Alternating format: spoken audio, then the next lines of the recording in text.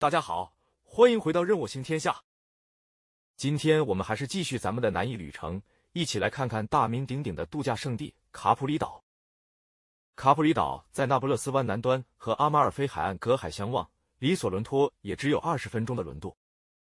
意大利那么多岛，为什么这个只有10平方公里大的小岛一直这么爆款？因为自古以来，卡普里岛风景太好太迷人，一直就是各种皇室贵族土豪的度假胜地。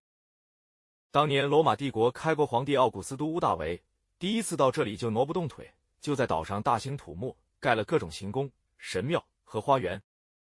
他的养子提贝里乌斯更厉害，在皇帝位子上的最后10年，干脆是住在了卡普里岛上。所以现在卡普里岛不光有碧蓝的海水、神奇的岩洞，还有很多很有故事的历史遗迹。咱们就来看看卡普里有哪些必去的亮点吧。提起卡普里岛，很多人第一个想到的就是蓝洞。这个岩洞真的很神奇，洞里很黑，但是阳光从洞口照进来，一通折射之后，海水不知道为什么就成了一种纯纯的耀眼的蓝色了，很魔幻。参观蓝洞最好就是从卡普里岛大港码头直接买票坐船去。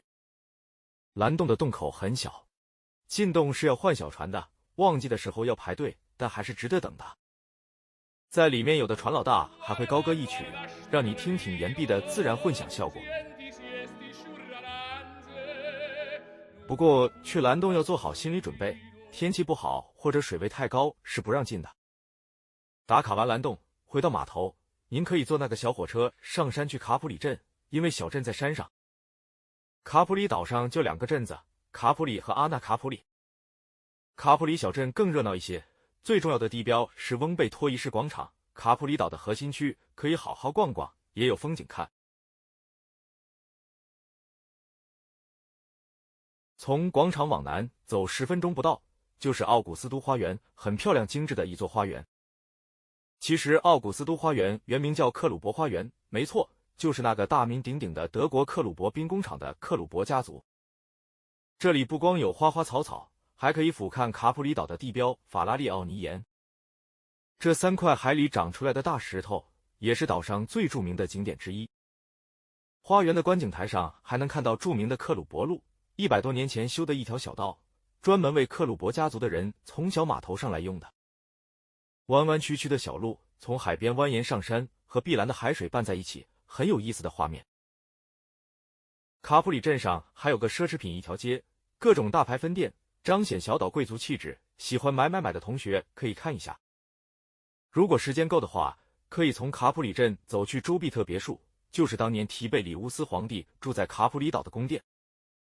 就在岛上第2高峰提贝里乌斯山顶，很大一片地方。虽说2000年过去，只剩下些断壁残垣，还是能感觉到当年俯瞰山河的帝王之气。这个步道要点体力，一路爬山45分钟左右，不过风景不错。除了朱庇特别墅，旁边还有个菲尔森别墅，还有几个很好的观景点。逛完这些地方，卡普里岛的东边一半就差不多了。接下来就可以去看西边的阿纳卡普里和索拉罗山了。根据行程和时间，公交、出租和走路都可以。索拉罗山海拔589米，是岛上最高的山，把小岛自然分成东西2边。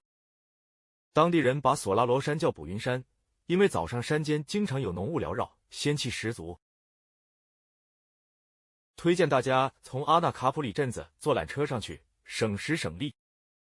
山顶上面的风景确实独好，看那个3块石头的法拉利奥尼岩很清楚。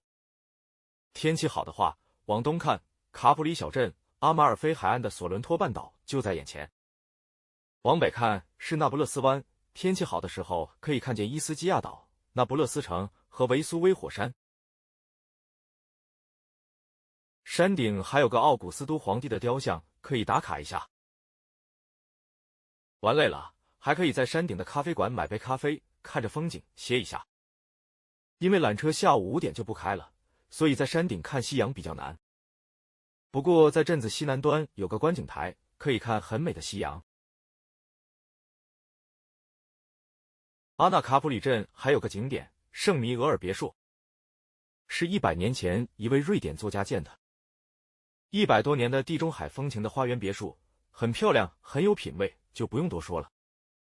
这里主要还可以看到北面的风景。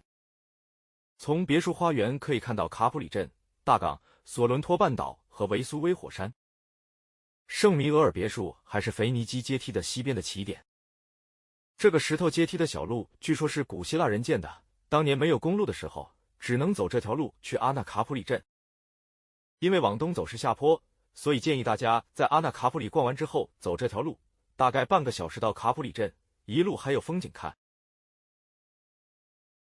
除了索拉罗峰和圣米俄尔别墅，阿纳卡普里镇子还有个圣米俄尔总领天使堂，可以看一下，景点基本上就都扫完了。其实卡普里岛还有一些不是必打卡，但其实也很不错的地方，比如绿洞和白洞，名气没有蓝洞大，但其实网评都比蓝洞好，也很漂亮，可以坐船看看。另外，岛的东南角有几个景点，包括一个观景台，一个马拉帕尔泰别墅，还有个天然拱门，都是不错的风景，就是名气没有其他景点大。